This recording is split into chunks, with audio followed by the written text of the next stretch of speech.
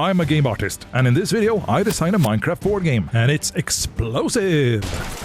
Later in the video I will also show you what the digital game could have looked like, and I sit down to talk with a real game designer at a AAA studio in Sweden about their thoughts on the game. And you know, I like a challenge, so I knew already from the start that I was going to build this entire game using Blockbench. Over the past few weeks I've sat down and figured out what I want this board game to sort of be like, but since I am a visual thinker I needed to take the things from within my head and put them on a canvas to truly understand what they were supposed to be. And in this design document I both built most of the board game and also understood the pieces for it. And if you enjoy the video, consider subscribing, it helps me out a lot. The creepers are the most fundamental component to the game because they are the things that walks around on the map and also causes havoc to all the players. So I decided to cover the game board with these slots that creepers would be fit into as they walked around, like effectively walking slots for them to stand in. Starting from the spawner, they would move their way to a player space and blow up their building.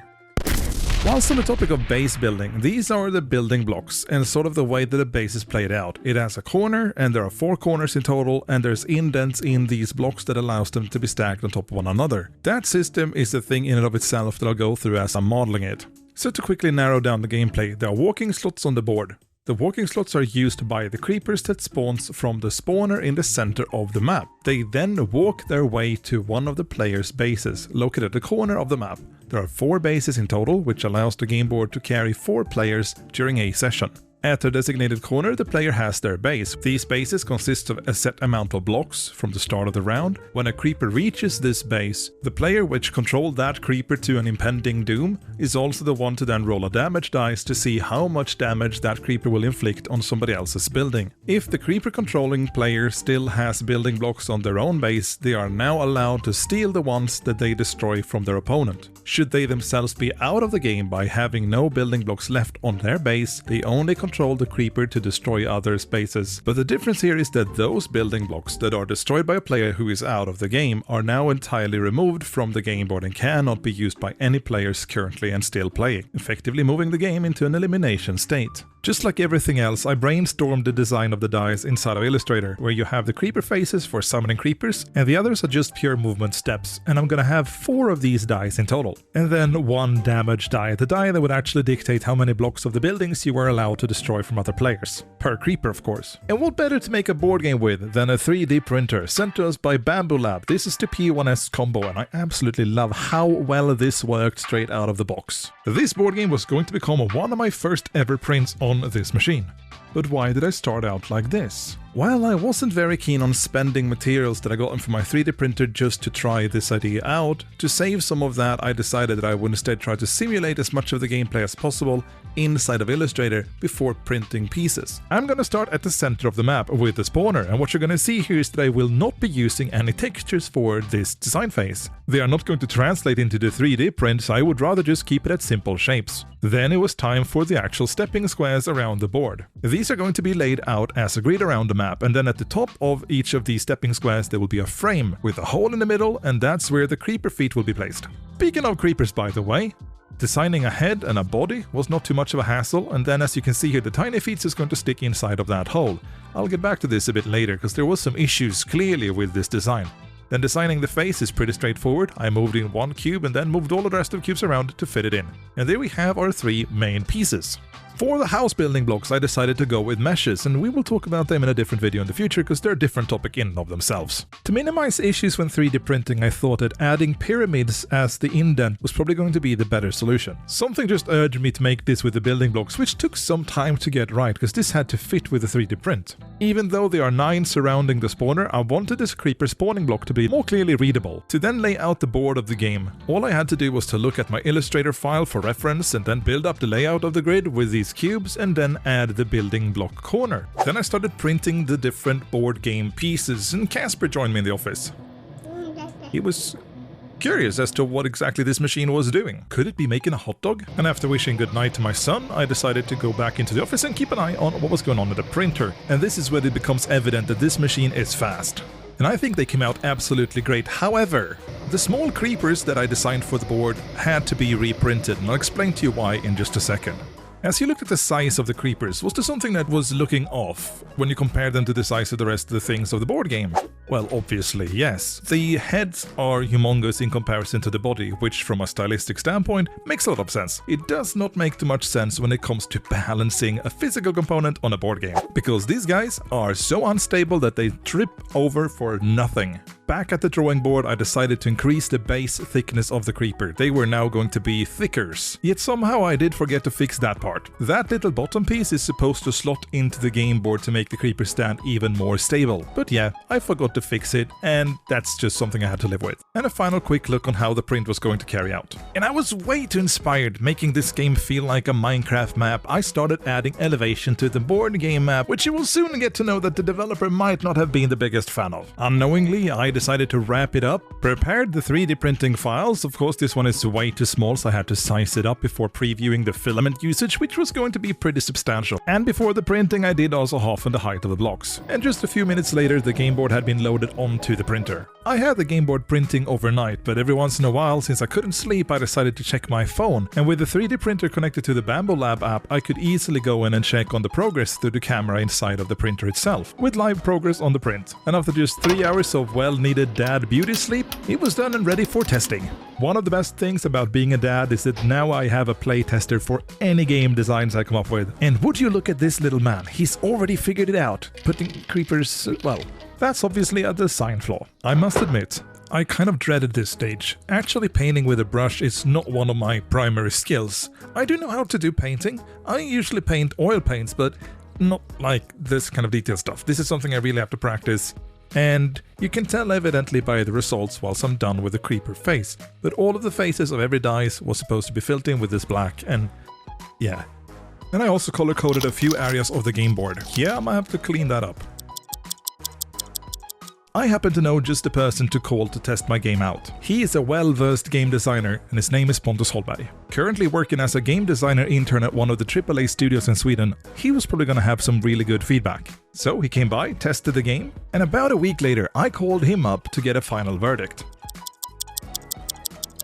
So Pontus, as you remember, I was working on a board game. Any first critiques as you look upon this playfield? Well, first of all, the shape is very interesting. But the elevation in the game doesn't really add any design aspect. It's just there visually.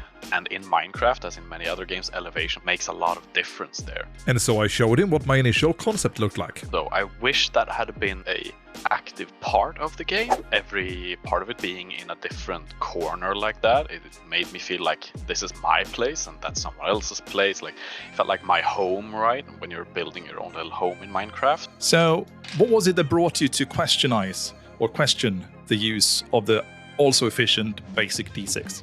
During testing, Pontus wondered as to why I decided to roll with the dice as opposed to use, for example, cards. As a game designer, when you're looking at every component that you introduce to a game, one of the best things to do, first of all, is ask, why am I adding this? And what problem am I trying to solve? Is it randomness? Is it just the feeling of having something in your hands? Well, you already have a lot of things that you can fiddle around with like that. So the randomness, I guess, is there to level the playing field. And dice are a nice way to quickly test things out. But then he said this. My first thought when I was playing this was I was a bit surprised by the dice. When I think Minecraft, I don't think about dice. Creeper heads, blocks, absolutely, but the randomness wasn't quite there for me yet. You moved your creepers next to the structures. He had already broken one of my rules by coming up with a way that he wanted to play the game. Just became a kind of natural part with how you establish order of operations. To me, movement was one step and exploding was the next. I get the chance to just like pick up several dice at once. How does it feel to roll one die? You know, I can explode them one at a time. I can pick up 3 dice and roll them all at the same time. That would feel just freaking fabulous. It made me realize I should have had more of these damaged dice. When we playtested this, of course, you instantly set out to kind of pinpoint some of the tactile. Yeah, exactly. Parts. A tactile experience refers to touching and interacting physically with elements of the board game. In the elimination play version of the game, when a player had lost all of their building blocks, they were still allowed to move creepers during their round, so they were still part of the play as a player, but they no longer had the option to win the game. They would now move the favor in somebody else's direction. I thought that part was really interesting. I get to keep acting and I get to take some decisions solely based on the social aspect. It does make, I think, the playtime and things a bit more reliable potentially. That's pretty great. It can also feel a bit unfair to the players still in it, so it's going to be hard to verify any ideas. Small decisions that you're making in between rounds then. If I'm dead, who am I targeting? Who am I helping? Who am I trying to grief? People get really competitive, right? And the cooperative narrative, oh, you do this and I do that, and then you these parts of your brain, just like there have been research and stuff when you're playing TTRPGs. If I'm telling you about a moment I had playing with my friends in a TTRPG, the neurons activating my brain are like as if I'm telling a real story. That cooperation aspect is what I think would draw out the most social experiences there. Then we started discussing the creepers. I remember a feeling of impending doom as you rolled really well against me and started moving the creepers, and I was getting surrounded. I was like, yeah, nice, it's gonna hurt. But then also the kind of random aspect of them, rolling for damage. Pontus was intrigued, and it was at this point an idea for a different game similar to this one started taking shape. The AoE effect that they have is quite devastating, but it's also in a relatively small area, so placement of the creepers or how you build things could be elevated in importance. Because if you explode a creeper in your center mass of a building, that could become really satisfying to do and utterly devastating if you're the one that it's happening to. If you have the mechanics in place, the building aspect of the game, I can prevent as much damage as possible by building, in a scattered way perhaps, or building paths. Exactly. Just like depending on how you've placed that little guy, it might destroy 1 or 2 or maybe 3 pieces if I've built unoptimized. One thing that definitely would be necessary in that case is to have color-coded and specific, like player-designated playing pieces. Like you would have designated building blocks that are yours, maybe harvest materials and goods to build your buildings with. Obviously this game grows to a completely different level of depth and balancing. From playtesting, you're gonna get completely different results instantly on the very first day you try it out. Always, and yes, it's really that mantra of a plan never survives contact with the enemy, and any game design you do is just everything down to the side. Nobody really cares anymore.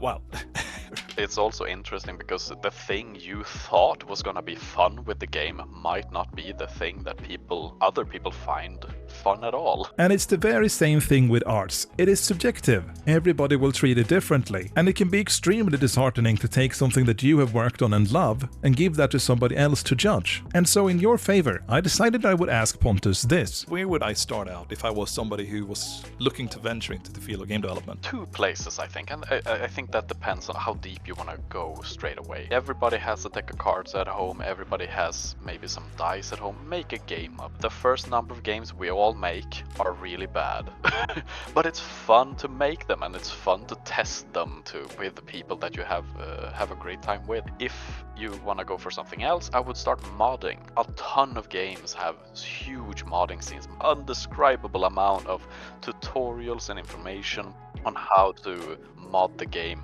with the code and rules and features or graphics and aesthetics. So as a quick recap, Pontus has suggested that we do playtest more. We give the game some extra features and try balancing with different rules than the ones that I originally created. And just like I expected, the terrain didn't really add any value to the gameplay. He also emphasized the value of making the building more intriguing, and that the creeper should have more impact on the gameplay, maybe be able to be stacked up, maybe there should be more damaging dice. And perhaps dice aren't the way this game is supposed to be played. I don't know.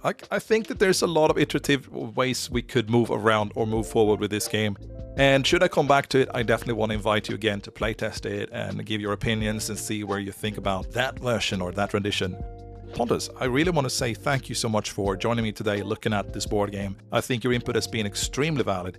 Is there anything you want to say to the viewers before I let you head off? Wow, yeah, thank you for inviting me. To the viewers, just like, if you're interested in making games, modding things, or just getting into game development, really do give it a try. The industry is fantastic. There's so many free, cheap tools to get into game development right now. Give it a try, because it is just incredibly satisfying to make games and have fun with your friends that way. Follow that passion, and I think you're gonna have a wonderful time.